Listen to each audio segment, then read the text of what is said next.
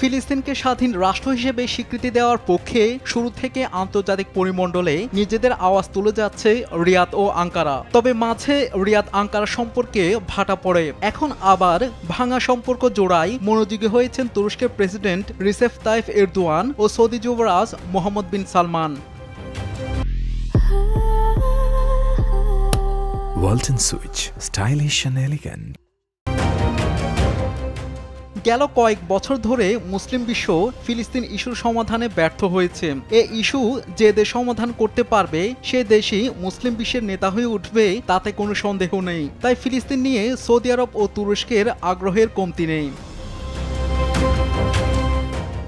এক দশকে তুরস্ক ও সৌদি আরবের মধ্যে আঞ্চলিক বহু ইস্যুতে সম্পর্কের অবনতি ঘটলেও উভয় দেশই স্বাধীন ফিলিস্তিন ইস্যুতে নিজেদের অবস্থানে অনড়। এই ইস্যুই দুই দেশের সম্পর্কে নতুন করে সীমারেখা তৈরি করে দিয়েছে। ফিলিস্তিন ইস্যুতে মিশর ও ইরানও নিজ নিজ জায়গা থেকে ভূমিকা পালনের চেষ্টা চালিয়ে যাচ্ছে। তবে চলমান গাজা যুদ্ধে নিজেদের মধ্যে প্রতিযোগিতা বাদ দিয়ে ফিলিস্তিন ইস্যুতে সমাধানে এক হচ্ছে মুসলিম এ দেশগুলো।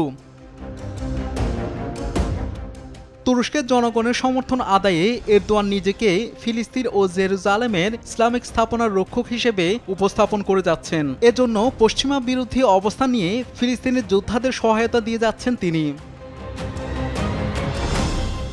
টানাপোড়েনে কয়েক বছর কাটানোর পর সম্পর্ক স্বাভাবিক রাখার অংশ হিসেবে 2022 সালের মে মাসে তুরস্ক সফর করেন সৌদি যুবরাজ। এ সময় তিনি এরদোয়ানের সঙ্গে বৈঠক করেন। এক দশকের উত্তেজনার পর কূটনৈতিক ক্ষত সারাতে মরিয়া হয়ে উঠতে দেখা যায় আঙ্কারাকেও।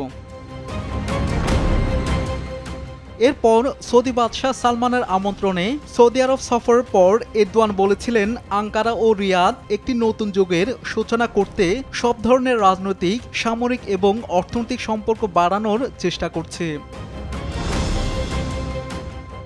শাহাদাত শাওন, RTV।